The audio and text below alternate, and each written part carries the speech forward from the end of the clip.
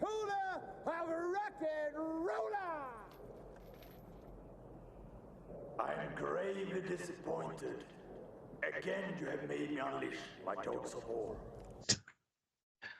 Hey, welcome to the show. This time, I pressed the record button instead of stopping the button, which is what I did last time. So, 100% success rate. yeah, this is 100% not been a failure at all right from the get-go. It's been perfect. I'm Matt, that's Travis. Welcome to the end of the world. Tonight we're going to talk about Road Warrior, or as I like to call it, Mad Max 2. So right from the gate, we were supposed to be joined by one of my friends, Colin, who was going to talk to us about this movie. He was not able to join us for a variety of reasons. One of which was, well, Memphis is about to go through a freaking blizzard, apparently. Oh, yeah. Speaking of the apocalypse, like they're calling for like apocalyptic snow and all kinds of absolutely crazy things. One report what was I've saying heard. like 8 inches of snow. Yeah. Another place was saying Well, 5 inches. For was those gonna of you say- that are not familiar, Memphis doesn't really get snow, period. So Oh, yeah. anything over Now- like 2 inches would be kind of a lot.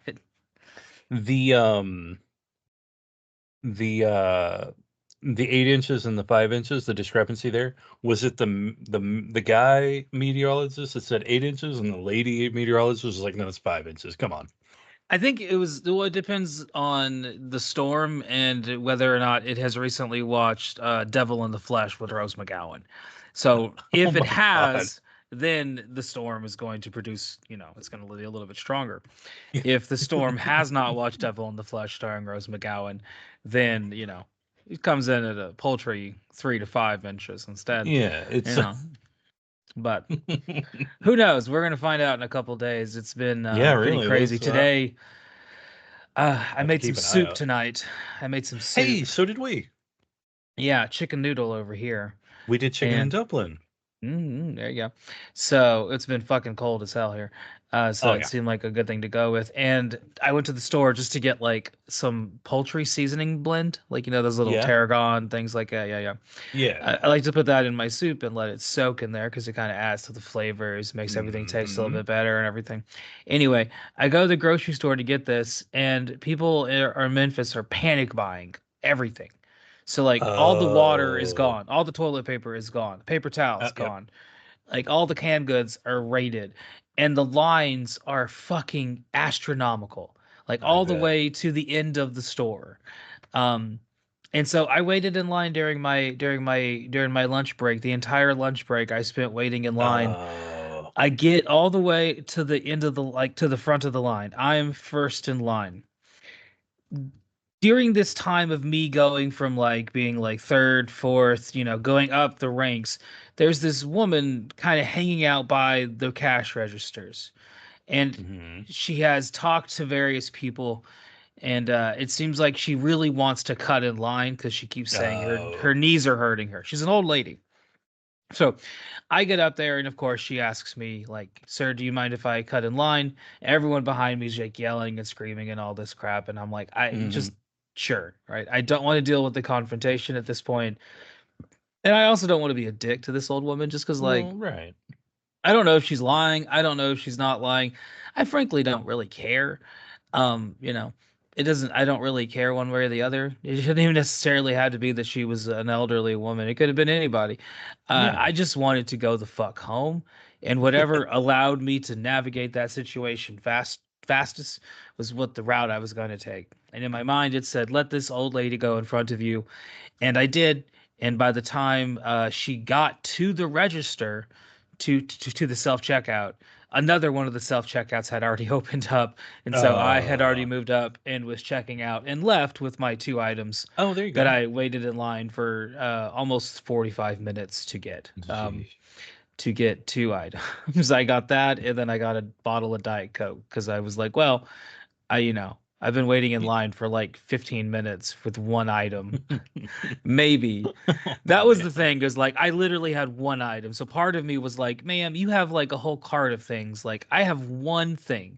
If anything, I should be getting to go in front of everybody. Like I can Yeah, literally be in and really. out of the store in like a second. But I have to come here because Kroger has kind of got like a little monopoly in this area when it comes to Yeah. grocery stores. There's not a whole lot of options. You're kind of limited. You got Kroger.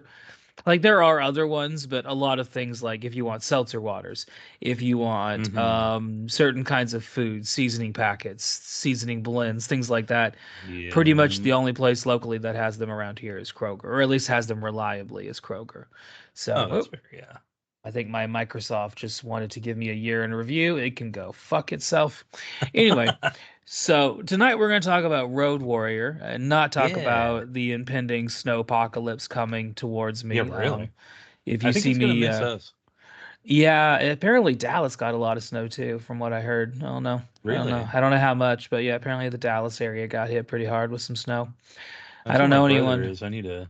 Yeah, I was gonna Yeah. say a few people I knew that live there now that still live there told me kind of got a little rough, but there, it's Texas, Yeah. just like Tennessee. Once it snows a little bit, everyone freaks the fuck out. Oh, hell yeah. I'm planning on staying home. Hopefully, work is canceled and I get to just chill. And yeah, if you see me live streaming on here, you'll know that it has been Yeah. a good chill evening, and nothing, no pipes burst, nothing of the Yeah. sort of that And I work from happened. home, so I don't get a. Yeah, no, no, quite the same thing. Yeah, yeah, yeah. Yeah. So, yeah. How have you been since the last time we spoke? Since I kind of talked about what Two I've been up days. to.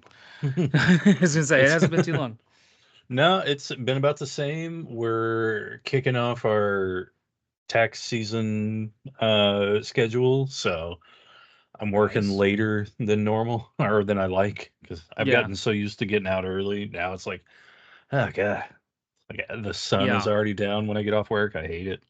Yeah. Yeah. Yeah. But I can but other than relate. that, it's been pretty smooth, pretty solid. I hate working a mid shift, you know?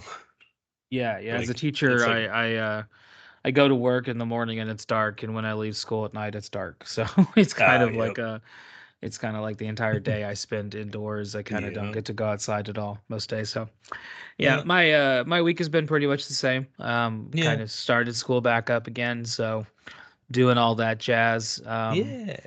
And like I said, just getting ready for whatever berry blizzard is coming our way. Yeah, really. And trying to prepare for whatever it is, 8 feet, 20 inches, 16 feet. Who knows? We'll see.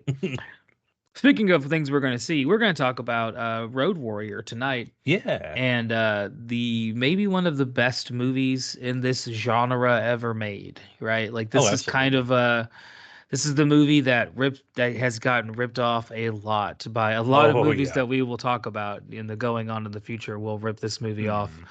again and again and again. So a little bit about the background. We talked about George Miller last time. We talked about Mel Gibson. Mhm. So not going to necessarily spend a whole lot of time going over them again.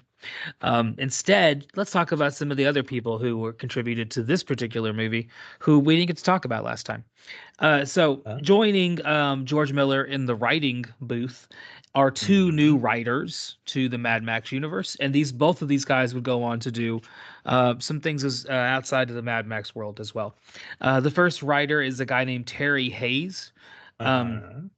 he wrote beyond helping write this. He also wrote From Hell, Vertical Limit, um, Oh, yeah. another really good Australian movie, Dead Calm, a Don't Mel know that one. Gibson movie, Payback. Oh, yeah, know that one. And he also would contribute to the next Mad Max movie, Beyond Thunderdome. Nice. And the other co-writer is a man by the name of Brian Hannett, and he directed and wrote a lot of shorts, lots and lots and lots Mhm. of short films, but really only one big feature length movie that he wrote and directed, and that was a movie called Time Guardian from 1987, starring Carrie Fisher. I've never seen it, but it sounds awesome. Just the name of that. Yeah, Time Guardian. The cover art looks pretty crazy. I don't know if I own it, but I might. It's one of those movies that Yeah. might very well be like part of a Oh, collection like of like a set or yeah. something that I don't know about, but I'd have to go and look at all my movies and see if it's on there or not. But I don't think I own it. Um, so that's the kind of the crew joining George Miller this time. Yeah. The cast joining Mel Gibson is the Gyro Captain, played by Oh, Bruce yep. Spence. Yes. who has been in a ton of movies, Oh yeah, he has has. jumped around in a lot of some of the biggest series in movie history. He has appeared in. So Hmm. he was in the Chronicles of Narnia. He Yep. was in Star Wars Episode 3. He was in Return of the King. He was in the third Matrix movie, as well Yeah. as Finding Nemo. He also shows up in Beyond Thunderdome, but as a different character, Oh which is yeah. something George Miller does a lot of. There are a couple other characters in this film that were in the first Mad Max movie, and now they are in this movie recast as different characters, Hmm. which is kind of interesting. Like George That Fairchild, is. in the first Mad Max movie, George Fairchild, I believe, is the kind of fat cop at the very beginning, who's kind of Uh-huh. perving on the guy, people having sex. Oh yeah. And he shows up in this movie as the kind of tubby, overweight guy that's strapped to the front of, um, Oh. um, oh, whose car is he strapped to the front of? Humongous. Yeah, I was gonna say, is it Humongous? Yeah, yeah. Yeah, He's he's the strapped one to the that's front of Hugh. hollering. Yeah, yeah. Well, they both talk at different Well, they times, but yeah, they yeah, both do. yeah. He's the one hollering when they first drive in, like, for the love of God, don't shoot. Yeah. Yeah. So he I shows thought he up. looked familiar. Yeah. So the gyro captain played by Bruce Spence, he will also show up in Beyond Thunderdome, but as a Hmm. different character. Just kind of a fun thing that he does, which I kind of will reference later on because I kind of have a theory on it, and I'll Oh. lay down my theory and see if you like it. See if you like Oh, it. I'm It excited about that. might be kind of a stolen theory from various other places, but I don't I'm know. fine with I it. didn't bother necessarily delving into all the sources enough to tell if other people have fully expanded on it or not. I'm sure someone has. Right. I'm sure I can't be the first one. It's probably not that novel of an idea. Hey, you never know. Um, the next cast member I wanted to talk about was Michael Preston, who Hmm. plays Papagato. Is that his name? I think it's I Papa Gallo. Yeah, I called him Mick Something. Jagger That's good enough. because he looks like Mick Jagger. He looks like Mick He Jagger. looks like Aldi's Mick Jagger, right? Like Sam's Club Mick Jagger. I was Um, about to say that was very regional. Try to make it for my Texas friends, right? Uh, Yeah. he looks a lot like Mick Jagger, but it's not Mick Jagger. Yeah. He has been in a lot It's of like when TV your mom shows. says we have Mick Jagger at home. Exactly. This is what she means. Yeah. Yeah, yeah.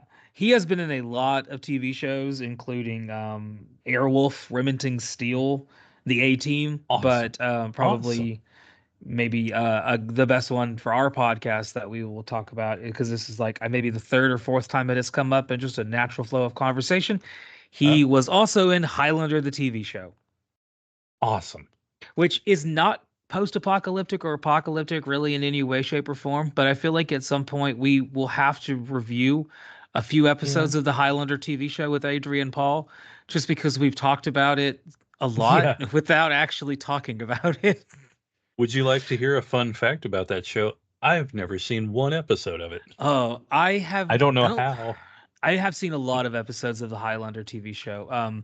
When I grew up, it was on TV a lot. It was on the USA Network, I believe, and it used to come on Hmm. either around or before WWF Raw used to. Oh, And okay. I used to catch bits and pieces of the episode, so I kind of like became a little bit of a fan of it in that way. Yeah.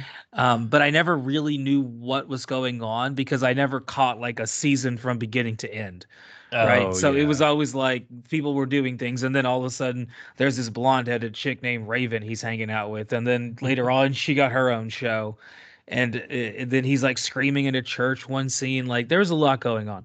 Um, but yeah, this is Michael Preston here joins a cast of characters that we have visited in these films that have also appeared in the Highlander TV show. It is a thing that keeps Nice. happening. I don't know why, but keeps happening. Next up is Wes, played by Vernon Wells, who was actually in the news Yes. today. He was Oh, on. was he? I saw a video of him on Reddit that I think was originally on Twitter, maybe Blue Sky. I'm not sure what Vernon Wells was on, but apparently his house burned down in the LA fires going on right now. So Oh. yeah, I think he was talking about that and trying to kind of maybe see like what people could do to help him out or something, or Yeah. maybe just Oh, trying to let man. people know what's going on with his life right now. Because yeah, Unfortunate Yeah. situation. Unfortunate Yeah, really. situation. He is a prolific actor. Vernon Wells is. He has appeared Yeah. in over 200 movies. So we're talking a lot of movies. For Oh reference, yeah. people consider Samuel Jackson to be a very prolific actor as well, and he is similarly has appeared in a lot of movies. I don't even know if he's appeared in 200 movies, but Vernon I Wells don't know. has appeared in over 200 movies. I think it was 226, and he's got a few more in production. Dang. Um, Not all of them are good ones. He has appeared in a I lot of mean, bad movies. He has appeared in a you lot of know. rip-off movies. He in fact appeared in some Mad Max rip-off movies. One of them came out just a couple years ago, which I don't know how we're gonna. I feel like we have to review this one as well. It's Yeah. called Road Wars Max Fury. Oh no. And it looks like an asylum version of Mad Max. Oh. And I feel I like sounded so I, excited before, and I yeah, just yeah, and then regret it. you regret. I'm not sure if it's produced by the asylum, but it looks like an asylum The production. the name alone, And I'm already. throwing Vernon Wells in there would make a lot of sense if you're trying to like Oh do yeah. like a Mad Max ripoff, since he is kind of known for this role Yep. of Wes here. Um, Oh. I feel like we probably have to watch that at some Oh, point. I think so. I don't know if it's streaming or if it's how much it costs, but eventually we have to watch Oh, I think so. Max Fury Yeah. Road Wars. Uh, he also Vernon Wells recently appeared in, and this just came out. The second Gladiator movie just came Oh. out, and they already have a spin-off. They already have like a spoof of it, a rip-off of it called Gladiators. That was very low budget. It has like 2.4 Oh. stars on IMDb, and Vernon Wells is in that as well. So Okay. has been in his fair share of schlock, which I can Yeah. definitely appreciate. A working actor, Hey, there you a go. working actor. There are a lot of other actors that appear in this movie. A lot of them, like the Amazon woman, I believe is what she's called. Yeah. She's the woman in white who kind of has a very striking figure. Her IMDb page was bizarre. It was literally just her biography was just like a year by year entry, like diary style of her journey from cancer diagnosis to recovery to cancer coming back. This is all Oh. building up to like 2024, so it's like being updated in real time. I don't know if that's the actress doing that, or I don't know who that is, but Yeah. she also appeared in a few other movies, but nothing quite as big as this one here. Uh, Well, but she was also well, uh in a show that I really like. which She was in was Farscape. she was in Farscape. Yeah. Oh, were you leading up to that? I'm I sorry. was I gonna. got excited. I was. I was setting it on the t-ball for you there. Oh yeah, I because I imagine that's mean, what you were gonna talk about. I didn't think you were oh gonna yeah. say, she was also in Dinosaurs, and I loved her as the toddler. I didn't think you were gonna go that route with it. So, I did not go that route. But yeah, yeah. no. That Big. actress appears in this I movie. Go ahead. Yeah, I like Farscape a lot. But I think because Uh, Farscape's one of those like it's is it an Australian show or a New Zealand show or something like that? I do not know. I was not a big Farscape fan myself. I caught a No? couple episodes, but was never the biggest Oh yeah. Farscape fan. Now I've never Now finished it, I but fucked around with some sliders, oh you but got it. I never got too much into the Farscape. But yeah. Oh man. So yeah, Sorry. that's our cast more or less. We have a couple other characters Yeah. that we'll talk about as we go. So some background on this film as we get into it. Hmm. Has a significantly higher budget than the first Mad Max. First Mad Max Oh yeah. coming in at 350,000 US. This coming in at 3 million US. And the budget of each Mad Max movie goes up and up and up. So like Beyond Thunderdome will cost more. Fury Hmm. Road will have a massive jump in budget. That movie's Oh over yeah. $100 million. Like, I think they spent more on catering for Fury Road than they did on the first Mad Max movie. Oh, Like, yeah, definitely. it's pretty crazy. So this movie cost $3 million, made $23 million. Yeah, it's Was good. for a long time considered one of the more successful, Hmm. cost of film productions ever made. Yeah. Um, And I will say this, of that 3 million, none of it looks wasted. Like, this is such a well-produced movie. Yeah, Like, yeah. every set piece looks amazing. It's all great.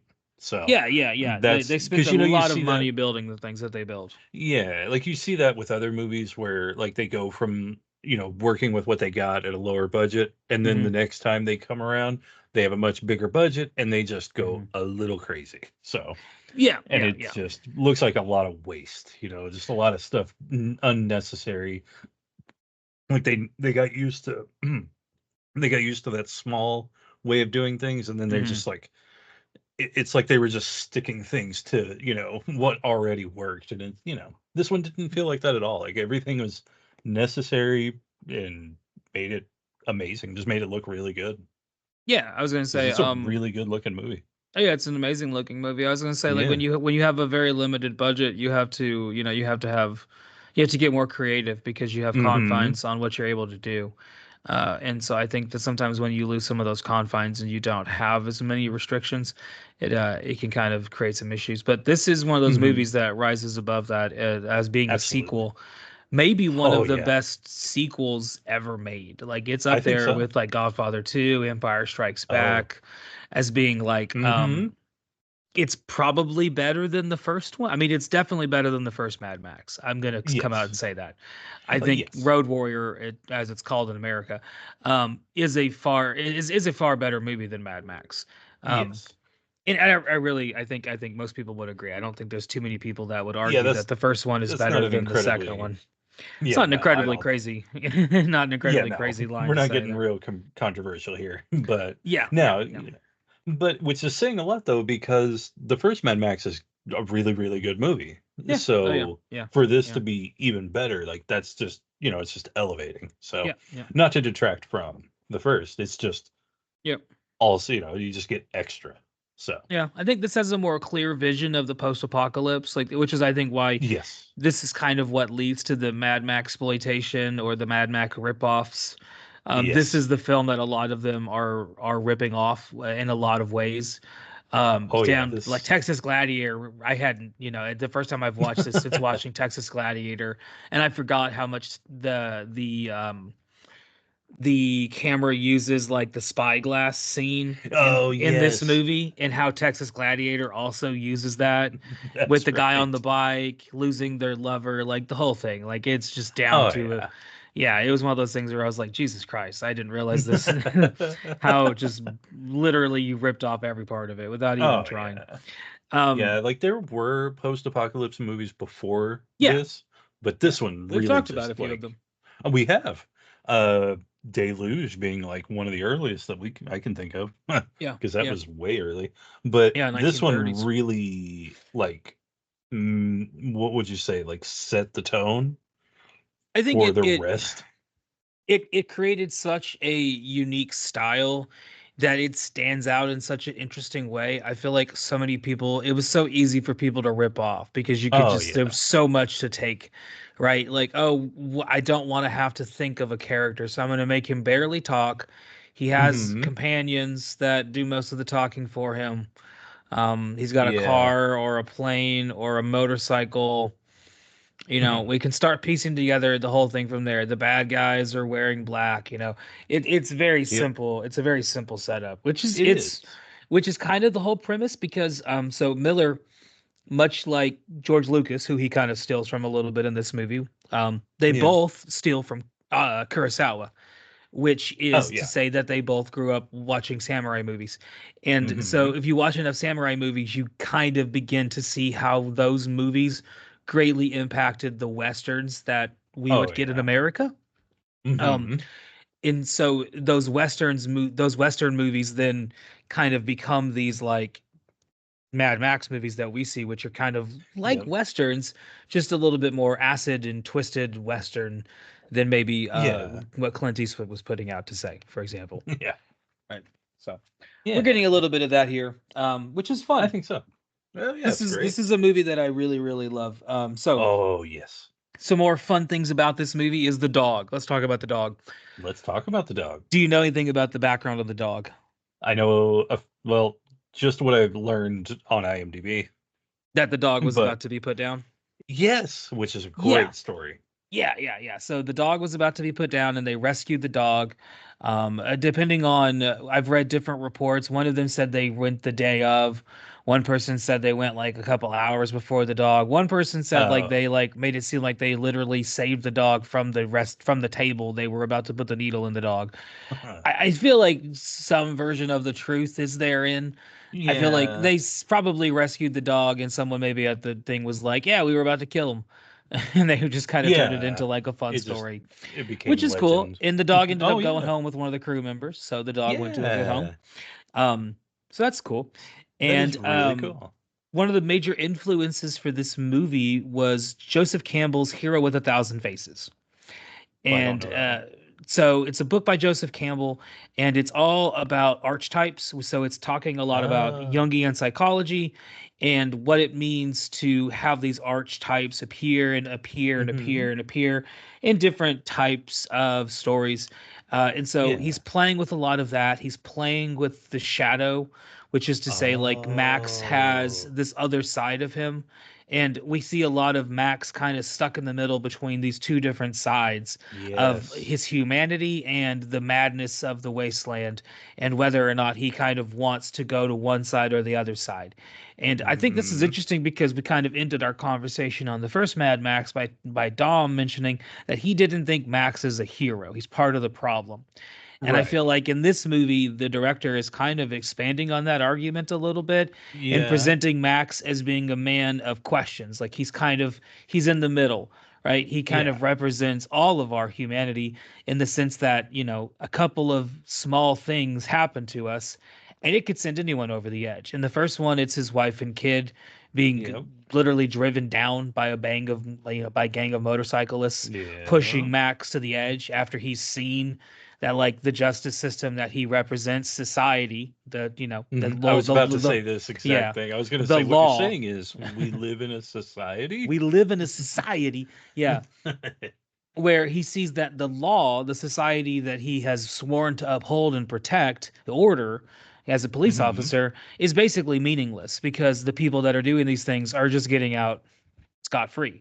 So he gives into the madness, Mad Max, and Mhm. embraces just killing them as quickly and as efficiently as possible. And in this Yes. movie, you see more of that, him definitely going towards that side. But then you also see things pull him back to the humanity side, where like the feral child and him Yes. embracing the society, the gyro captain kind of becoming his friend, Yeah. and the dog and losing the dog and how important that is to him, and all these Yeah. things kind of play into his feelings. And so the movie is doing saying a lot, and I think that's one of the reasons why it is such a fun movie to watch, is because it is a silly, fun action movie with a lot of assless chaps and S&M bondage Yeah. gear, Yeah.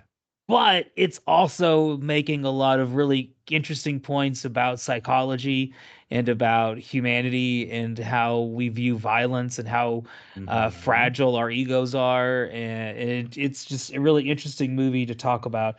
And Yeah. we get into, and this kind of ties into what I'll wrap up at the end of our discussion about this movie, and that you can tell George Miller had a lot of influences from psychology, from Mhm. different literature, and especially Greek mythology. And that's kind of tying into Oh. what I think is kind of the coolest part about the Mad Max saga, which Mhm. is what we'll talk about at the end of the movie when it's finally revealed who has actually been our narrator this whole time. Anyway, Yes. so that's a little bit about the background. Let me double check and make sure there's anything else that we need to talk about before we talk about our top five songs that were out on the charts when this movie came out. Let's see. So fun fact, Max only has 16 lines total in this movie. Yeah, I feel like he did not talk a lot, He does not. And I honestly feel and like that's you could really cool. probably remove a couple of those lines and have him talk even less.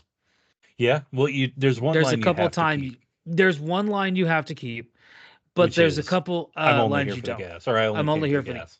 I only came for the Yeah. gas. Yeah. You have to Yep. keep that line. But I feel like some other lines you could probably get rid of and just have him kind I of think so. like shrug or nudge, or have some of the other cast members kind of respond to what he's saying. But I really Yes. like the way the movie is kind of framed, with similar to how we talked about with the first Mad Max, where Miller kind of envisioned a almost silent movie. Um, Right. Kind of makes sense with what he's doing. He actually edited this. He actually, whenever he went to edit this movie, he edited it completely silent. Oh, I did not know that. Yeah, he edited with no audio at all. So he did not listen to any Ah, audio while he was editing the film. He just looked at the images and pieced it together from that, which is that's shows wild. you how important the image is on the screen, Yes. and everything that matters to him. He really is using the full spectrum of film as a medium and using it to He show, not tell. Right? He's having his characters barely speak and instead showing a lot on the screen, which is one of those movies that I would say, like, you really have to watch this movie rather than Oh, yes. just hearing people talk about it to really appreciate it, I think. Hmm. And that's really interesting about George Miller, like how he chooses to like edit the movies, like Hmm. the process of it is really interesting with him. Like especially for like Fury Road, how he had his wife do it, Hmm. um, things like that. They're very interesting. Which I won't. I won't. I'm not going to talk about Fury Road as much as I Yeah, can, but and but yeah, like that. That just adds to him just being this really interesting, you know, creator he of has these. he has a very clear vision of what he wants to do, which I think is really Hmm. fun and interesting. One Yeah. more fact, and then we'll take a break and talk about the plot when we come back, and then we'll slide in a couple other facts as we go. Yeah. But one last fact that I didn't really have any place to slide on in later on Yeah. was that this movie was shot completely in sequence. So most action movies Oh. are not shot in Yeah. sequence. They're No. shot in a kind of a more jumbled order, where you have like your big action scenes filmed on one day, you have other Hmm. scenes filmed a different day, you have your talking scenes filmed one day, right? You have them filmed in all of a certain way in order to kind of facilitate the cost and expense. Miller did not Yes. do that. He shot in sequence, meaning he shot the beginning of the movie was the first thing he shot, and he Hmm. followed the script of the movie all the way to the end. And the script of the movie is actually really interesting, because there's a Yeah. lot of stuff in the script that's not ever shown on screen. Like there's a lot of character Oh. descriptions in the page.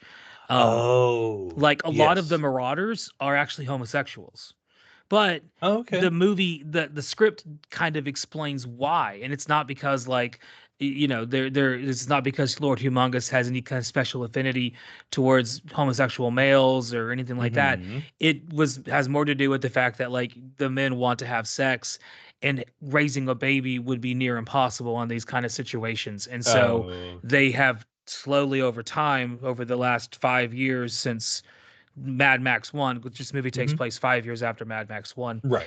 In those 5 years, you have kind of seen the males in this wasteland, some of them have embraced maybe Oh, other yeah. males as lovers to facilitate just the need of sex, or maybe they're Right. just into it. I don't know. And that's not Little really of column explored in A, the you know. little column A, little column B. It's not really explored in this movie, but it is something that's worth mentioning, because you do see some of the Marauders have like there's the guy that has like the pink beard, who's very Yes. clearly presented as like an effeminate stereotype. But Right. also, Wes, the person that's riding on his bike the whole time, is Yeah. is a not a young child, but is a male younger person than him. Yes. And so and you also see whenever that person is killed, Wes's reaction is quite striking. So Oh, obviously there was yes. some kind of relationship going on there, Oh, um, definitely. beyond just a mutual love of assless chaps. Which, I Which mean, who doesn't is, love assless I was chaps? about to say, it's a love we all can. It just brings us all together, you know. Speaking of assless chaps, let's play Travis's trivia. Oh, And I guess so this good. time, if you win, you will get a pair of used assless chaps from I was gonna say 1982. another. Another pair of used assless chaps from 1982. Oh, I hope it's from Prince. It's His not. assless pants. It will be Oh, from the number one artist in the country, and on May 22nd, 1982. That's the day this movie came out in America. So, any guesses as to the top five uh, songs? I'm gonna throw some guesses out there just from bands because I did kind of get into bands. I try not to look at any top lists. I just wanted to Yeah, look at, refresh my memory on bands from then. I'm 80, thinking 82 was a good year. it was a good year. It was a good year. I It was was a looking good at year. things like The Coog, John Mellencamp. No Yeah, I Mellencamp thought on he'd this be. one. I kind of figured he wouldn't be, but man, I just like to call him the Coog. And I actually have the Um, top 10. I've seen him live in concert. I have the top oh, 10 in front of me. So if you mention any of them, oh yeah, I'll let you know if you got him on the yeah. dial. I'm thinking Hall and Oates. Hall and Oates was in the top 10. They were number 9 though. So not the top Oh, okay. 5, So not the they top weren't in the 5. top five, but they were up there. Okay. Mhm. Stevie Wonder. Well, that's the number 1 song. Oh, okay. There you go. Any See, guesses as to what was the number 1 song oh by Lord, Stevie Wonder? I, I'm probably only gonna I'll think give of you a like, hint. It's a duet. oh, there are so many Stevie Wonder songs I don't know the name of. This is probably one of them because I know the name of like "Isn't She Lovely" or something like that. Not Like I that one. know, no, I didn't figure that would be or oh shoot, I can't even think of the names of the ones I do know. So the number 1 song, Paul McCartney and Stevie Wonder, Ebony and Ivory. Oh, Ebony and Ivory. Yeah, Okay, that was the number 1 song in America. It had yeah. spent 2 weeks at number 1 when this movie came out. So it was Wow. pretty consistent up there. Any guesses as to Yeah. the number 2 song? Number two. Oh man, I'm gonna say maybe Foreigner. I don't know. I feel like I'm probably going opposite direction now. I mean, you pop rock wasn't too far off. Rick Yeah. Springfield. Rick Rick Spring Springfield. Rick Okay. Springfield with Don't Talk to Strangers. Oh, I don't know. I may have heard that song. I just don't think I know it. I'm not familiar as much as I would like to be, honestly. Yeah. Number 3 is a Motown record that I was not familiar with. Motown. Or if I was Uh familiar with it, I was not familiar with the artist. oh. Well, I was gonna say like I don't know, Quincy Jones maybe, but that might be more jazzy. I may not be familiar then. Charlene with I've Never Been to Me. I might know who that is. Yeah, I was gonna say, I think I know the song. I did not know the artist's name was Yeah. Charlene. Number 4 is one of the most popular songs of all time, and it is. If I tell you what it is, I feel like you'll just get it right away. But it's a series of numbers. Oh yeah, Jenny, I've got your number. That song Yeah, where yeah, it's eight like six seven five three eight zero six nine. seven five three zero nine. Tommy Two Tone. Yeah, Tommy Tutone is number 4 with 8675309. And number Yes. 5, any guesses on number 5? This song surprised Uh me because the only song I thought he ever did that was really, really popular was from a soundtrack. So I was kind of shocked oh, to see him pop up with a oh, you're song that saying I don't think is from a soundtrack. him. So I was gonna go with maybe Toto or Chicago, but if you're No, saying he, maybe Eddie Money. no, no, no, No. Okay. no. Nope. Ray Oh Parker wait. Jr. Oh, Ray Parker. I was gonna say one of those. I was gonna say that or Huey Lewis. That Uh, that so it you wouldn't have been wasn't too far off. Ghostbusters then. No, it was the other woman. See, I don't know that song. I didn't know that I song either. I think I only know Ghostbusters. That might be the only one I know as well. Yeah. Oh, All that's right. the only Well, Ray Parker Jr. I know. we're going to take a little break, and when we come back, Yeah. we're going to get into the plot of one of the best movies of all time, The Road Warrior, Mad Max 2. See you guys in just a minute. See ya. Happy face. Ooh, lion face. Hey, my name is Matt, Hey, it's Travis. and we are the hosts of Welcome to the End of the World podcast, where every week we talk about movies about the end of the world. Sounds depressing. We try to make it not. It's a fun time. You should come give us a listen. Don't you think so, Travis? I think so. Yeah, and he's a doctor.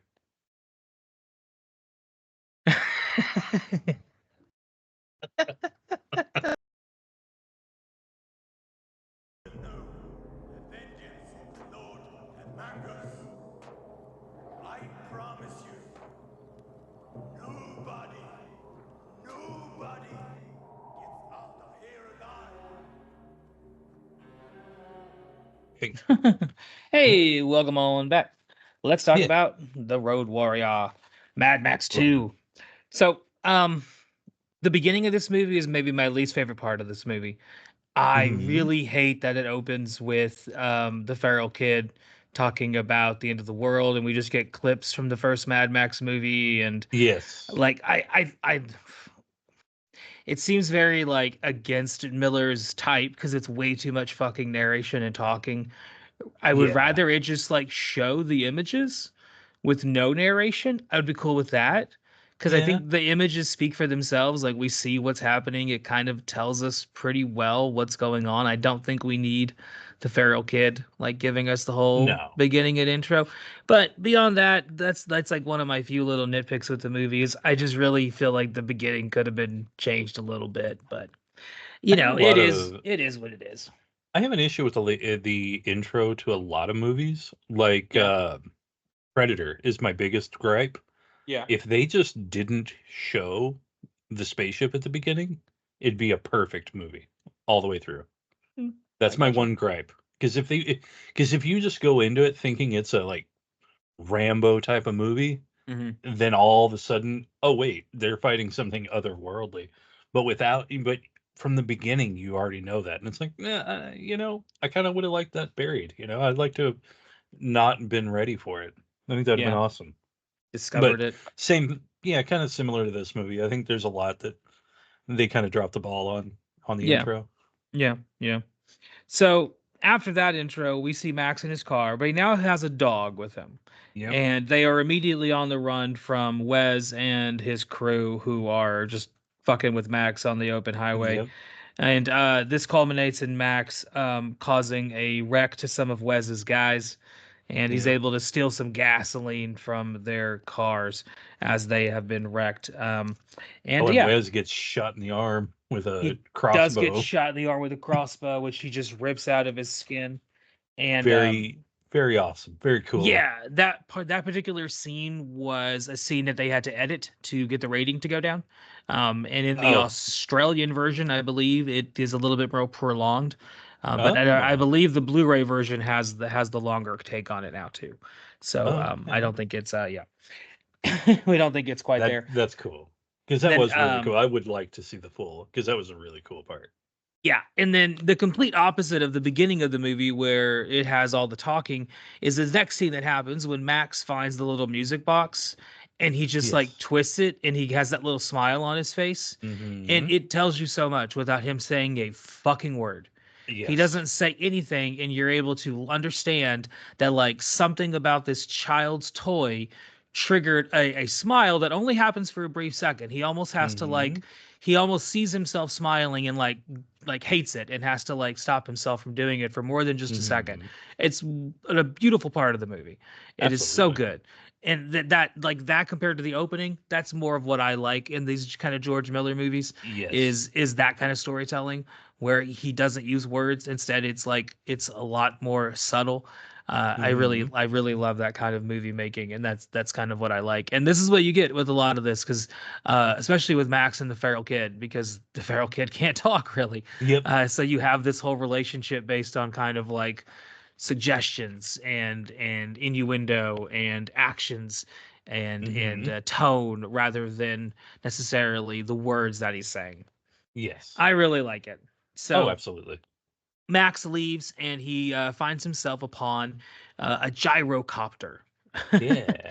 And this is kind of a fun deviation from the first movie where we didn't really get anything like this Hmm. necessarily. It's all kind of like police cars, uh, Fords, things like that. Nothing so futuristic. Now we have a little makeshift gyrocopter that this kind of Yeah. crazy man has constructed, which is serves two purposes. One, it allowed them to do some helicopter shots, so it kind of Yes. allowed them to have the reason to rent a helicopter to complete those Hmm. shots because it's part of the character. So like, hey, we need it now Yes. because he also has to have this. So it kind of ends up working out. This is where we also meet our pilot character who shows up when Max is least expecting him to.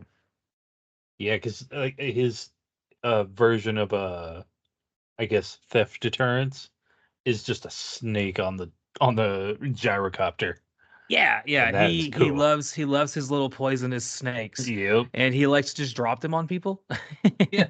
Oh my god. Probably my favorite character in this whole movie. I'm with that. I really like him. I think he's really Oh yeah. funny. He's actually apparently George Miller's favorite character as well, and he says he feels Oh like yeah. George Miller in an interview said that he felt like the gyro captain is one of the more important characters in the movie because his friendship with Max represents like Max kind of coming back to humanity, right? He hasn't had Okay. anyone like that since Goose. Like Oh a male yeah. friend that's someone he can travel along with. And so Yes. it's kind of they have kind of a cool bond going on. Doesn't start that way Yeah. at first. It No, not starts at that all. way with them having some antagonism involving the gyro captain popping up on Max, holding Yes. him at a bow and arrow point, and then proceeding to probably going to try to rob him. But Max informs him that, hey, my car is rigged to blow, so if you touch my gas tanks, boom. Yep. This is a scene where Max talks and he says a little bit more than I think he needs to. I feel like the Hmm. gyro captain could have said, like, oh, I'm going to steal your gasoline, I am. And then Max kind of looks at him and makes like an eye gesture and then goes like, boom. And then the guy would be like, rigged for explosion, they are, something like that. He could have inferred Yeah. from that. This is a scene where I was like, Max has some lines of dialogue. You could probably have removed them by just doing a little bit of more kind of nuanced writing. Maybe you Yeah. don't need to though. He's only got 16, 17 lines of dialogue. It's not like it's a whole lot. It's a Yeah, pretty really. short script, right? So the gyrocopter captain thinks he's got the jump on Max, but he doesn't because Max Yep. actually angles him towards the car, and inside the car is Max's dog who attacks the Yep. captain. Yes. And apparently in real life, the dog fucking loved the actor. Like Oh, the really? dog, yes, the dog was in love with this actor, and Oh, the that's only way awesome. he was able to get him to get like all riled up was playing with him beforehand. So like That's every time you awesome. see the dog getting like all angry, the dog has just been like thoroughly played with and just having a blast. So it's really fun to, Oh, I that's think that's cool cool. that the dog was like in love with this guy, like just had it having fun with him. So that's pretty cool. So, Yeah, this movie is like the exact opposite of like Suburbia in terms of dog treatment. I'm just gonna go ahead and mhm, put that out there. mhm. Yes, indeed. Yes, yes, indeed. Like if So, you're looking for a spectrum, these are the extremes. so the gyro captain tells Max, oil, lots of gasoline, tons of it, as much as you need, as much as you could ever Yes. need. And if you kill me, you won't ever know where it's at. But if you don't, I can show you. And that's what he does. Yep. He shows him where this giant tank, where all this gasoline is that they Yeah. could have. So And they're that's the pumping it too. Yes, they are pumping it, and I love we get the Star Wars Kurosawa side swipe dissolve, right? Yes. They see that a bunch. George Lucas made that famous with Star Wars. If you He don't know did. what I'm talking about, go watch any of the Star Wars movies that Lucas did. So the first three, unfortunately, and Yeah. the fourth one. If you notice, every single time like the next scene cuts, rather than it just like cutting to black, the scene kind of like swipes to one direction. It like kind Yes. of swipes like it's turning the page of a comic book. It's a very like clever way of doing it. It's something that doesn't work Yeah. in most movies, but it Well, didn't works in they these kind they of movies. referenced it they referenced the wipe or whatever in Spaceballs They do. where They do. they do a wipe or whatever and John Candy's character's like nice fade or nice wipe or something like that. Yeah. So They yeah, like to it's make fun of it a noticeable. lot. It also, I believe the same editing technique was used in a lot of samurai movies in the 60s, which I think is where Lucas got it from. Right. I could be wrong. I know it's also, I think it's used in the Flash Gordon movie from the 70s. So it's Oh. kind of got like Oh campy yeah, I think origins. that's yeah. But I think that's what kind of makes it funny is that it is very much like a campy comic booky kind of thing, but Yes. you're watching kind of an over the top sci-fi action movie. So Yeah, right. I'm fine with it. It probably doesn't work in every movie, but I love it in this movie. Yeah. So Max decides that he's going to surveil the site, and this is where we get to meet all of our antagonists. So we meet from a far distance, at least, and this is Oh the yeah. scene that Texas Gladiators rips off. Yes. Oh yeah, Um, blatantly. yeah, blatantly rips off to mixed results. And so this is where we meet a lot of our villains, the whole cast of the characters. We see Lord Humongous, and we see Wes, who Max has already interacted with, and seeing Yes. Wes is what kind of tips Max off that like, oh, these people these people are crazy people. Like, these are not the Yes. people that I want to interact with, which I think is And interesting because, oh, go ahead. oh, I was gonna say this scene with Lord Humongous and Wes and like confronting the, I guess, settlement people, Mhm. that is, of all the references that South Park made, which I'm gonna talk about South Park for a second, but uh they referenced it like two different times in their shows or whatever, and I was like very excited because I was always like, I get that reference. I know what that is, and it's amazing, and it's such a good reference. It was about the only time, so because I'm pretty much over South Park now. Like I haven't seen a new episode or any episode in like 10 years or Mhm. so. Like Mhm. it's behind me. But when it was good, when I watched it, that part made me very happy. Yeah, that's always a good part. Yeah. Yeah. Yeah, so Max and the pilot see themselves a sexual assault going on, Yeah. and Max decides that he's going to go intervene in that. Yes. To mixed results. Well, yeah, and his I guess you can tell he uses it as like a motivation or like a, what is it? Like a self-serving sort of thing. Like he's not doing Yeah, it to out of the goodness or anything like that. no, And I will say this, while this he's a very selfish assault character. scene, oh, absolutely. Now, this assault scene, while it is more like they show more of it than the first movie, Yes. they still keep it. I mean, I was about to say tasteful, but it's made less brutal or less like, what's the word I'm looking for? Less like, I don't know, almost glorified.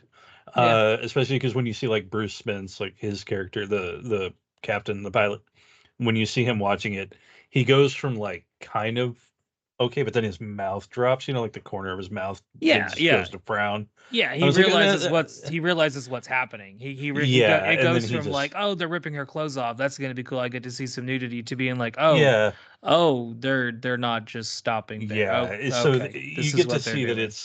it's very much a frowned upon thing. Like it's horrifying. Yeah, Even though they're in the wasteland, he's horrified. He's shocked by it. yeah, and So I think that, that I was gonna say that's kind of what I think that's kind of like a scene that the movie kind of uses to show you the two different sides that the wasteland has. You have the yes, characters like Lord Humongous, and Wes and their kind of side, which have yes. completely lost any humanity they have. Oh, Like absolutely. They're feral completely. yeah, completely, absolutely crazy. They will rape and Yes. kill anything that gets in their way. Man, woman, child, does not matter. Like Whatever like it oh is. what's his name? Like this is the end. Where Hmm. he's like, I'm a fucking cannibal now. I Yeah, eat Danny, people. Danny McBride. Danny Not McBride. Danny Thank you. I McBride. could Yeah, yeah, not. yeah, yeah, yeah. Good. Yeah, he is. Yeah. That's right. Yeah. Yeah, with Channing So Tatum. Yeah, they yeah, yeah. yeah, they go full on, fucking eat people. Yeah, So we fucking need people now. yeah, like they're at that point. That's them in this scenario. Yeah, and then on the other side, you have the civilization, which Max is going Hmm. to meet here in just a minute. And then in the middle, you have characters like Max and the gyro captain, who Yes. are kind of like trying to see what side they're going to go towards. Right? Are Right. they going to go fully feral and just start killing anything that gets in their way and raping Hmm. and pillaging and no laws, fuck everything? Just Or are they going brutality. to go back to recreating civilization and trying to show humanity has, morals, ethics, things like that. Yeah. So I love how the movie sets that up because you really do see both sides and you see Absolutely. why they would think that Max is against them because he is kind of dressed like them. He is, Yeah. most of the costumes in this movie were sourced from secondhand stores and from S&M clothing stores. Uh, and this movie might have done I'm more from shocked. S&M bondage than anything else in the 80s did. This movie I could has see that. a lot of bondage gear going on. I Oh feel yeah. like it made a lot of people very happy for a lot of different reasons. That's all I'm saying. So if you Some want to know people, what kind of like stores or clothing or whatever survives the apocalypse, apparently now we know. yeah, it makes no practical sense. I mean, like, why would you wear leather in the desert? when Yep, it's that really. hot. Even if you're wearing barely any leather, it's gonna be fucking miserable. Like Oh you would be yeah. so uncomfortable. The Now I people wearing understand. white and khaki, they make the Oh most yeah, sense. Like that they was make probably total be sense. what you'd want to wear. Yeah, that's one thing I really like about this movie is it's very clearly costumed. Yes. Like they, it means something. Oh yeah, yeah. And So we'll just go ahead and jump to that part because the yeah, next major scene that happens is Max when he stops the sexual assault. The female is unfortunately killed. The male yes, does survive long enough to tell Max where to take him to. And he tells him, if you get me yes, there, I'll make you a deal. You can have these things, right? You can have all these yes, things if you get me there. Well, Max lives up to his end of the bargain. He does yep, get him there, but the guy dies as soon as he gets into town. yep. And with So, his death dies the deal. And that's yep, literally what Mick Jagger tells Max. yep. Yeah. Your deal just died with him. Yeah, Yeah. This doesn't really last very long because the wrecking crew shows up to fuck shit up real yes. fast. And And this that's is where where you get the speech. yeah, Oh this is where yes, we formally meet Lord Humongous. And yes, we also meet Wes and we meet the whole crew. And we yes. see his whole speech that he's got to lay out before him. It's very pro wrestling, and Oh, I it's very. fucking love it. Oh, it's so good. Especially the pro wrestling connection in the third one that we'll see, where they literally devised an entire wrestling match based off of the Thunderdome. Oh, oh Yeah, wow. yeah, you didn't know about this. Yeah, this will No. be a fun fact for next episode. Yeah, Oh, I'm excited. I'm it's not a going to look thing. it up either. I want you It's a to tell thing. me. It is a thing that happened. Um, so yeah, while this is happening, though, we see the feral kid has snuck off to the side with his little trusted Yeah. sharpened boomerang, and he throws it, and woo, he is accurate because he Yeah. takes off the fingers of our little pretend war general, but more than that, he kills Wes's little, I guess, uh, Bike buddy? bike buddy. I don't know if they're I don't know what lovers. to. It's So implied. it's implied that they're lovers, but the actor Vernon Wells said that, and this has never been corroborated by anyone else, Uh-huh. because apparently George Miller told all of them to just make up their own backstories. Yes. So God knows if this is true or not true or what anyone had in mind. But Vernon Wells has always maintained that the relationship between them was that his character Wes like discovered this boy and took him Hmm. under his wing, and it was more of like a father son Like kind of a a relationship. like a Batman Robin thing. He took him in. Yeah, less of a sexual relationship. Although other people Eh, have always maintained that it's a very clearly like a sexual relationship. I You think know, either works. yeah, I think the movie kind of doesn't really have an agenda one way or the other. I think it just Which kind I of like. presents it, and you can Yeah. kind of take it however you want to. Um, See, I like that because I've they don't never, yeah, really make a big deal out of the no, homosexuality or anything like that. Or even no, if there is any kind of no. just kind of, it's just there it is. Yeah, It's yeah. just a It's thing that kind of a exists. thing. Yeah, it's kind of presented very matter of factly. It's not really Yeah. presented as like, oh, like we got to talk about this now. Yeah, like, Like oh, this it's is a just, shocking thing. Yeah, yeah, no. it's not presented as that at all. So Feral Kid gets some kills under his belt, or well, Yeah. one kill right away, and then he also gets a couple fingers cut off as well Yep. there. And so this has angered Humongous, and he gives them an ultimatum. He tells Mick Jagger and the city, you got 24 hours. Yep. Make a choice. Either you leave everything and I won't hunt you down and kill you, or I'm coming back and I'm taking everything and I'm killing all of you. Yep.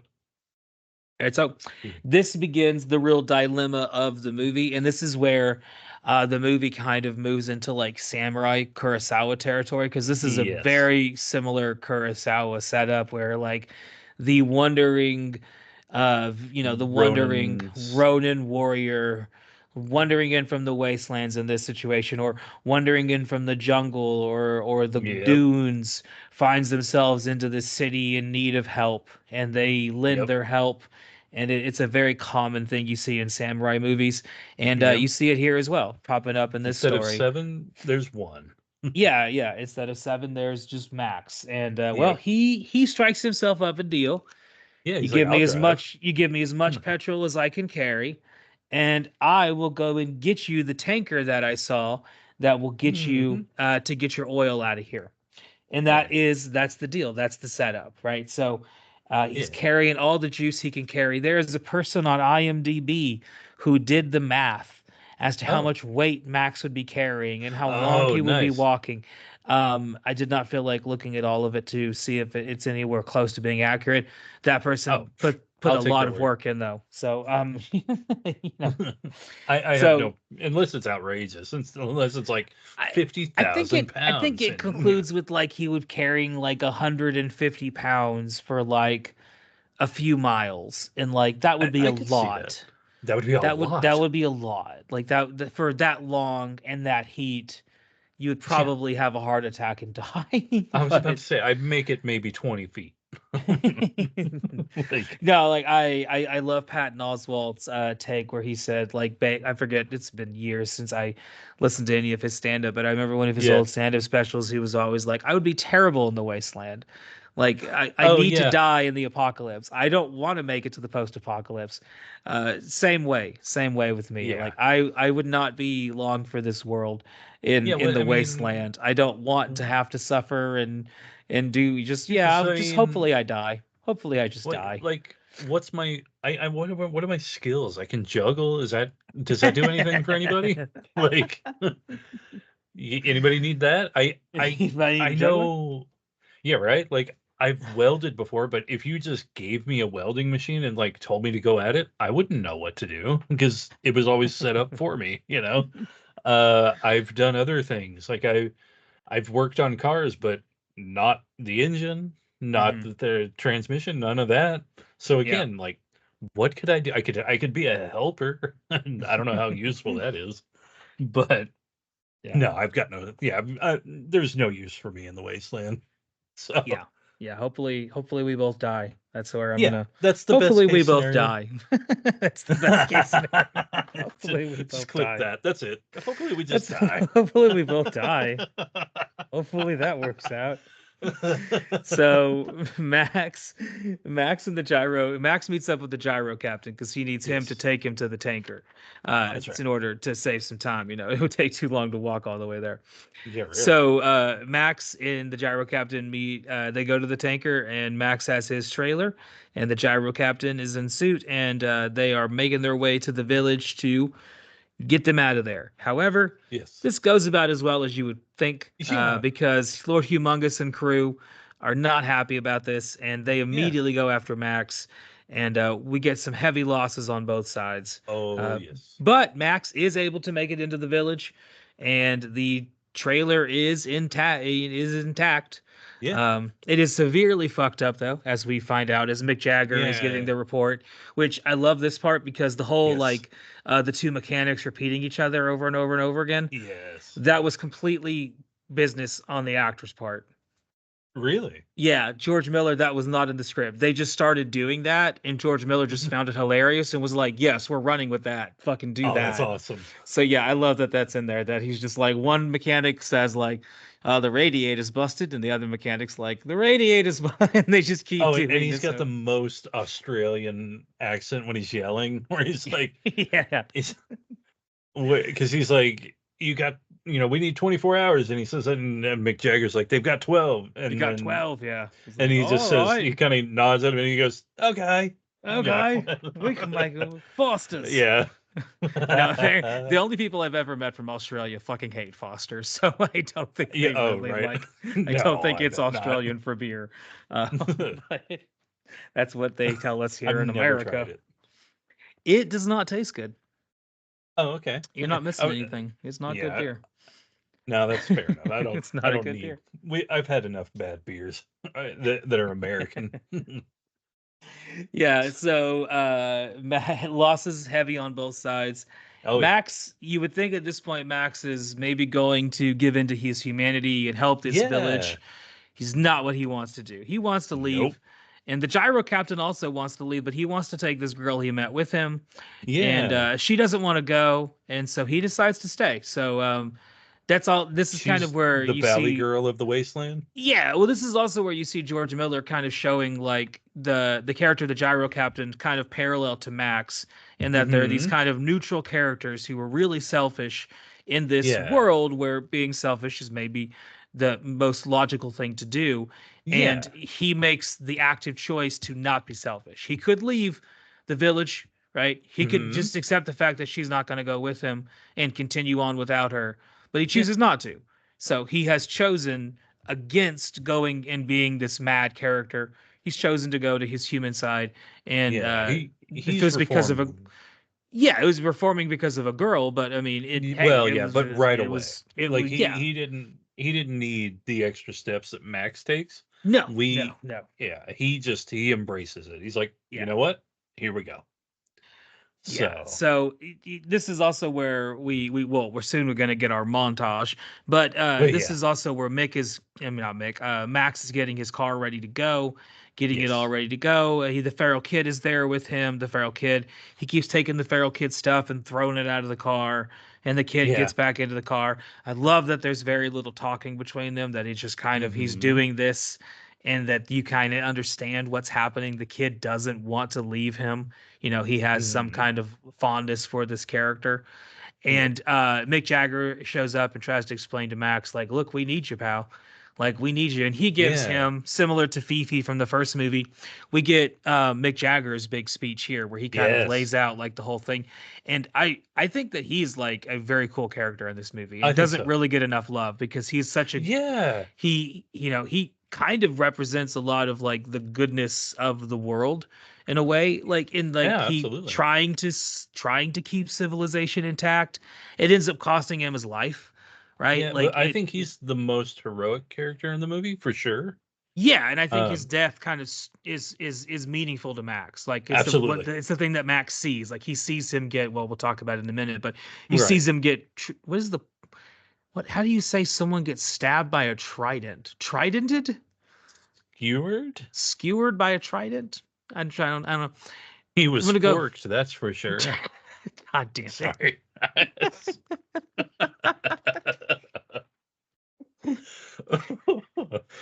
Oh Lord. Yeah. Um, Max, we get a montage. Max yes. tries to leave, and this does not go very well. Yeah, because He doesn't get far. they don't want anybody to leave. They're just hanging out. They're like the Marauder folks. They're just camped out, Yes, ready. yeah, they're ready for go. Yeah, yeah, yeah. So we get the unforgivable, horrible scene, and I love the way it's filmed because you don't see anything, you just Yes. hear the yelp, and so Max and the dog they're driving, Hmm. and Max gets very viciously wrecked, largely Oh because yeah. of Wes and his crew. And Humongous doesn't even seem to really be in favor of this. Wes kind of just No, goes yeah. after Max on his own. Yeah, it looks 'Cause they like got their own little Humongous rivalry is, going on. yeah, I think Lord Humongous is kind of like exasperated by it because he's Yeah, like, yeah, he's kind of what are you like, "What are doing?" you gonna like? Just stop!" Like, yeah, he kind of seems annoyed Yeah. by Wes at times. I mean, he puts him in a sleeper hold and literally knocks him Oh yeah. unconscious at one Yeah. point in the movie. So, That's pretty awesome. so Wes and the group of the people that with him, his little, they look like fake police officers. Like, I think they actually are. Like, I think in the story they're supposed to be, like police officers that have fallen to the to the Oh, evil okay. side, Well, if yeah, you will. because there's a car at the beginning. You see the cars that have all the sirens and the Yeah. lights, so that makes sense. Yep. So yeah, So yeah. they get the best of Max, and Max is really fucked up. He's almost dead. Yes. Yeah. Crawls out of his car, barely alive, Mm-hmm. and they shoot and kill his dog. Uh, And yeah, it's a really horrible part of the it's movie. yeah, Yeah, but it's it's kind of it's the part like in the first movie with him losing his wife and child. It's the yes, part of the movie that sends him into like Mad Max mode, basically. If he yes, would play like a video game, right? Now he's yeah. leveled up his rage meter and he's able to Oh yeah. access his new moveset. So rather than just dying in the wasteland and crawling, and the crawling scene is cool the way it's filmed, Yeah. where it kind of like every time Max moves, you see like the frame kind of dissolve into like sections and it's Mm-hmm. multicolored. It's really, really, really, really well done. Yeah. Fun visuals. You kind of get the idea of him endlessly crawling in the desert, bleeding to death, Mm-hmm. dehydrated, hallucinating, not sure what's going on, probably Yeah. gonna die. but he ends up not dying because the gyro captain sees the Yes, explosion sees all and the smoke and knows he exactly what has happened, and he gets Yep. in his little copter, and he goes and saves Max and brings him back to the village, Yes. and he brings him back Really cool. brings him back Talking to about humanity. visuals, Yeah. that scene of him just like laying down, shut down, just in the helicopter. Mel Gibson's just like that. Like basically, you can see it looks like he's just So above everything, just yeah. like Well, floating. the way they filmed that was they had Mel Gibson apparently strapped to a board inside of an actual helicopter. Oh Right. man. So, and George Miller in the director's commentary even says, like, if you were to film that today, they wouldn't let you do that. You would have to Oh, do CGI because it would cost so much less to just CGI it in, to just oh have really? someone go like film the aerial and then do the Mhm. composite shot of a green screen and then just Yeah. add in the backdrop of the of the background that you filmed. That would be so much cost efficient than actually hiring Yeah. a helicopter, going out there, filming it, getting the shot, doing all that. Like, it would just cost so much money. So you don't see Well, that yeah, and that's anymore. a lot of. It's a But fair bit of risk. I think they yeah, probably. yeah, there's a lot that could go wrong as well. Yeah. I mean, shit, George Miller is directing this movie. The next big thing he would do between this and Beyond Thunderdome would be the fourth segment in the Twilight Zone movie. And in the same Twilight Zone movie, another director had a helicopter, and it resulted in an accident in which several actors died. So, That's. you see helicopters are maybe not the most trustworthy things to use. Sometimes Yeah. Right. they go quite poorly.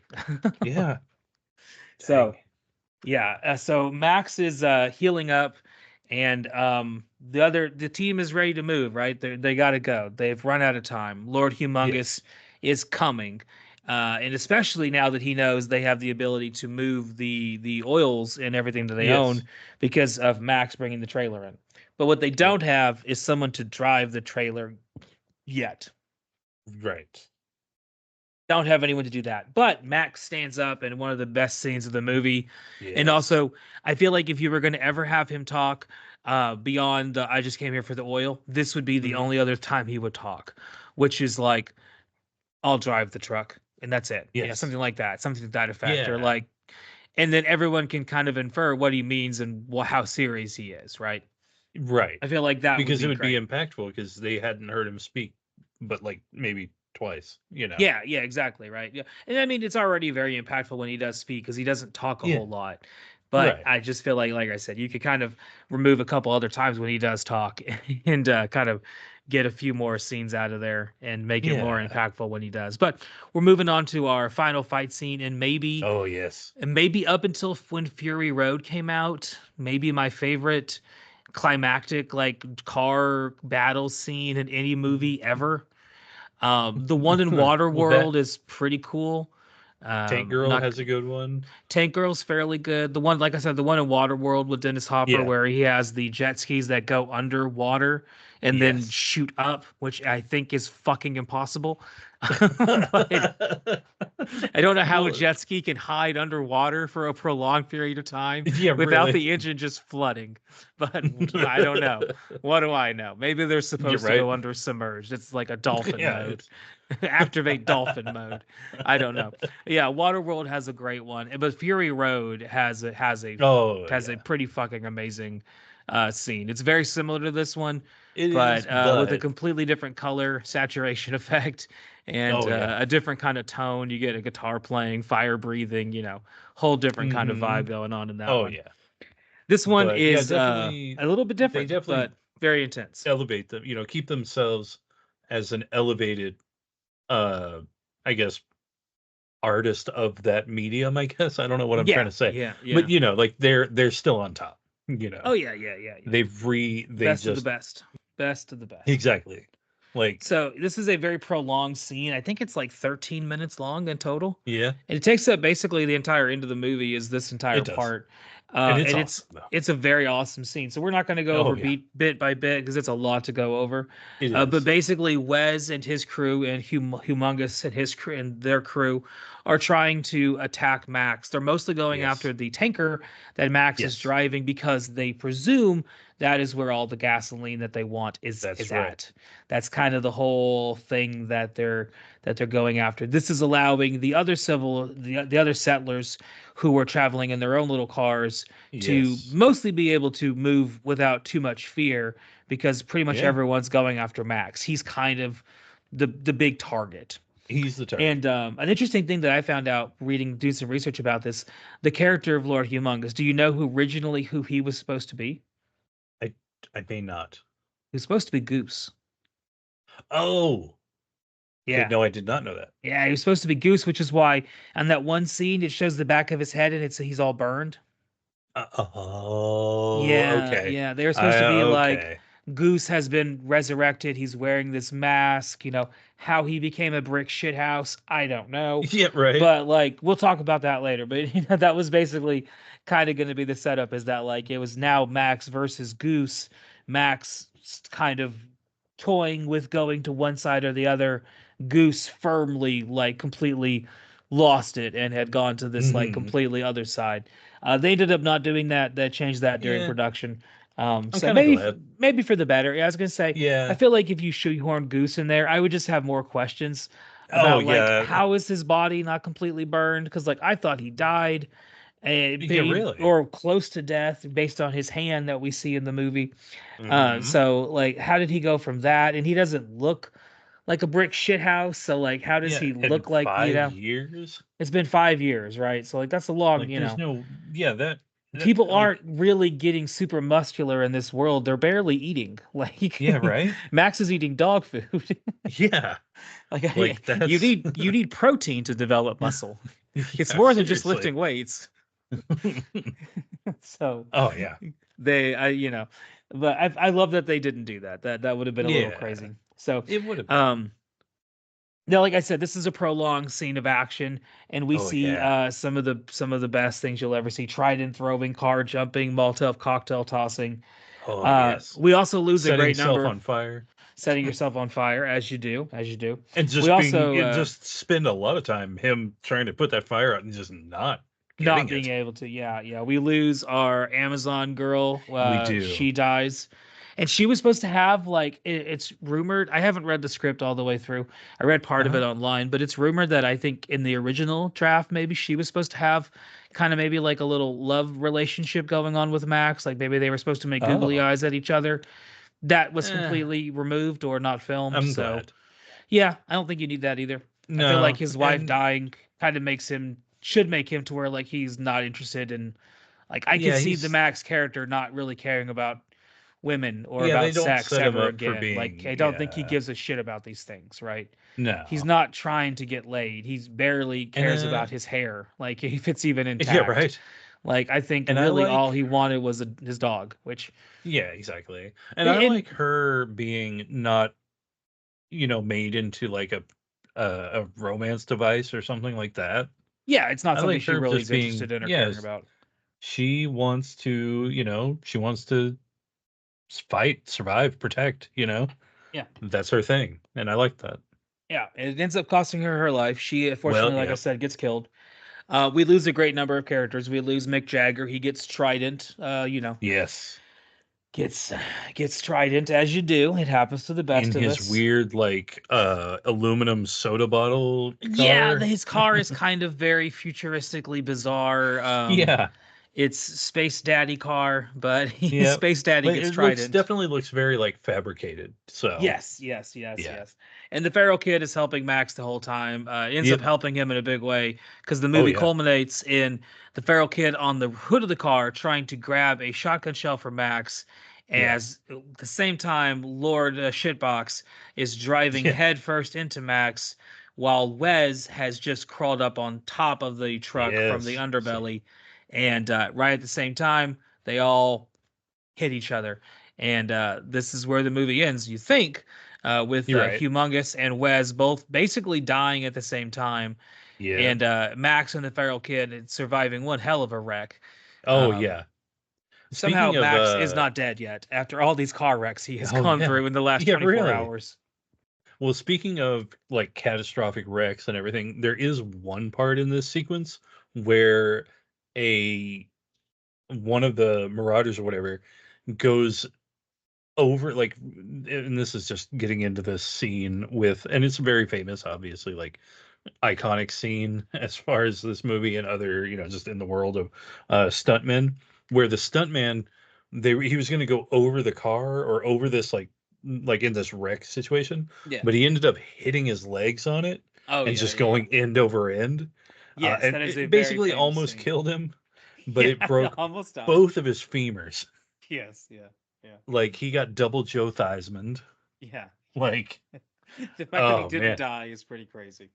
Oh yeah, I mean, and as and I don't know if he said it or if it was another stuntman in another movie that had a similar situation, but like, you have to use that shot. Like, I just went through all of this. Yeah, yeah, yeah, You're using that shot, yeah. Yeah. like, I mean, how could you not, right? Yeah, that would oh be yeah, awful if you did oh, all and it that and be looks, like, oh, we're leaving it and on the he floor. and it looks like, Oh yeah, once you the see it danger once, is you'll never real. forget it ever again. You'll be like, Oh that yeah, that looks too real. It's like, yeah, that's because it yeah, was. That's because it it was. was, yeah, It was he, real. yeah, like, that was a big time injury. Like, Yeah. Yeah. and just watching him go end over end like that, it's like, oh, that didn't look So planned. at the close of the movie, we get our big reveals, which are twofold. Yes. First big reveal is that the tanker was full of sand this entire time. Yep. And so the whole time, the cars that the settlers were driving to this new civilization they're headed to, they were full of the gasoline. So they had spaced Yes. it out and made it harder to get, which was a pretty good idea. And I Oh love yeah. that the movie doesn't tell you this idea until Yes. the very end. At the very end, they're like, "Yeah, this is what was going on the whole time," and Max just kind of smiles and is like, "Yeah, okay, Yep. like I get it. Yeah, that makes sense. That's a good idea." And we also get revealed who has been doing our narration the whole time, Yeah. because you think maybe it's a third narrator or someone who's not in the story, or maybe someone else, but no, it's actually been the feral kid the whole time. Yep. And he fills us in on what happened after the end of the movie, which is basically the gyro captain led them to the new place. Yes. He took over for a while, and now the feral kid has taken over, obviously Uh-huh. has learned a language and has learned Yeah. storytelling, and they never saw Max ever again. Yeah. Yeah. They never saw the Yeah. traveler again. Yeah, and He I just think that's lives in really my cool. memories now. Yeah. Like, that's a really cool thing where they kind of just almost push Max to the side, but just make him this, like you said, the shadow character, like that archetype, like Yeah. So turning him into that. this gets into what I kind of like about the movie, and this is where I was going to say my take on the movie that I Oh mentioned yes. earlier, and that like I feel like Miller is throwing down these this Jungian psychology, this Hmm. references to Joseph Campbell and Greek myths, and the idea of what a hero is and a hero's journey, and all these different things with that are contained within the Heroes of a Thousand Faces. And I feel like he's kind of referencing the idea, and this is what I love about Mad Max, that there's kind of like an oral tradition in the Mad Max series, where Yes. in this one, we're getting told secondhand the story of what happened years Hmm. after it's happened, right? Yes. And in this way, you can have Max almost kind of change into Tom Hardy. You could have had him Yeah. changed into fucking Tina Turner. Like you could Oh have him yeah. change into different characters, because every single person, kind of like Homer's The Odyssey, it's an oral thing. No one's writing these stories down because it's the wasteland. How would you be able Yeah. to? So instead, you tell stories at a campfire, and every time you tell the Yeah. story, it'll change a little bit, or maybe some of the Yeah. details aren't exactly there, right? Maybe Max didn't actually do these things, or maybe he Right. did. We're missing large chunks of his life, which I think is really cool and Yeah. fascinating.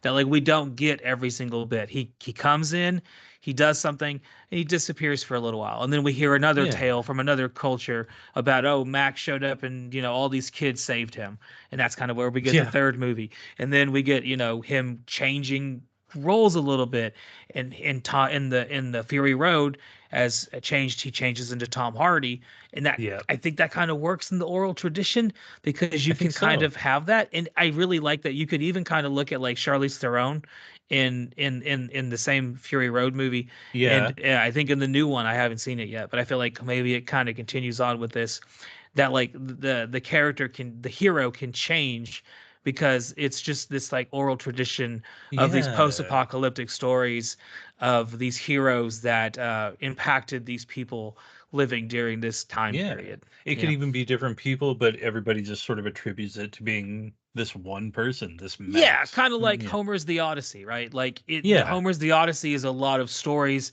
about Odysseus doing all these different heroic acts. yep, He probably, I mean, every version of it was told by a different group over a different campfire, and so over right. time the different storytellers would change the story, and they would add Hmm. things that Odysseus did. Oh, he challenged the Cyclops, he did this, he did that, and they just Yeah, keep changing and adding on and changing the story. I think that I like that. Seems to be, at least in my opinion, Miller is kind of playing off of that with this movie especially, and continues it with the rest of the Mad Max movies. yeah, So my feelings on the movie, aside from that little take on it, is this is one of the best movies made of all time. It is an yes. absolutely fun, fantastic post-apocalyptic ride. It has meaning, it has metaphor, it has depth, but it's also just a fun, turn your brain off action movie if you want it to Hmm. be. It can fulfill both of those urges. It can do both. Get you a movie that can do both, and this is a movie Yes. that can easily do both. It is a fantastic movie, and you can easily see why it has been ripped off so many fucking times. Oh yeah. So thoughts on Road Warrior? Go ahead. Thoughts on Road Warrior? I think it's, you know, like talking about before, the budgets, it's the probably the best use of budget I've seen in a sequel, especially going from a low amount to a high amount. Hmm. Usually that gets botched, but this one, perfect. Like absolute perfection on that. No waste, no, there's some things you can, I would say the only thing, and it's not budget related, is just the dialogue. Make them say less, but that has nothing to do with that. Like no amount of money wasted in this movie, nothing tacked on. Everything is necessary and is beautiful, and um just takes everything that's great about the first movie and just ramps it up. It's such a great movie. It's the character of Max, and then kind of being juxtaposed against the gyrocopter pilot, and then the Mick Jagger character. Like these characters, all in a row: Lord Humongous, Wes, Max, Gyrocopter, Mick Jagger. Like putting them all together, it's just this perfect, um, I guess, spectrum of the wasteland right Hmm. there. Yeah. And because you go from absolute villainy to, from Wes, like complete unhinged. You have Lord Humongous, who's a little more hinged, but still brutal and awful and villainous. Then you get Max and the gyrocopter, who are just right in the middle. And then you get the hero and their, heroic group, and like their, um, I guess, what would you call that? Like, there's a word and I've lost it completely, but basically trying to make the best of the situation, Yeah. and Yeah. within their humanity and the most moral, ethical moves, Yeah. but just the way that they pace the movie, the tone, it's just all basically, it's one, like you said, one of the best movies ever made, and it's one of my favorite movies. It's probably the reason the Mad Max movies are my favorite like series of movies. Hmm. So before there were two more, it was my favorite trilogy. Yeah. Yeah. Yeah. So, Yeah, I can see that for sure. So, mhm. speaking of trilogies, we're going to talk about the third one next week, and Yeah. we're going to be joined by my wife, who is going to come along to talk with us about Mad Max Beyond Thunderdome, where we get introduced to Awesome. Tina Turner, Master Blaster, Yeah. a whole group of characters.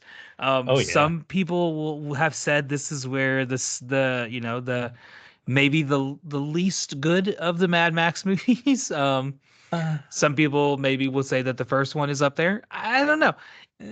I would say this was my introduction into the world of Mad Max is Oh Beyond yeah, Thunderdome.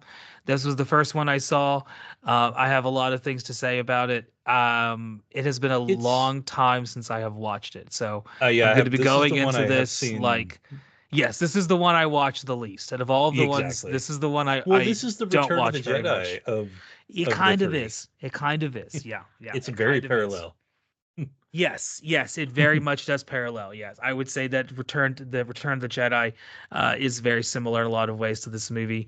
Tonally, at times, maybe a little too much. Yeah. Well, and especially in regards to the first two movies of their trilogies, like True, they relate to them in a very but similar way. it does kind of foreshadow the movies he would go on to make because he would leave the Mad Max universe in the '90s and go into Babe Pig in the City, Yes. which I say that sounding depressing because when you compare the two, but Babe is actually a really good fucking movie.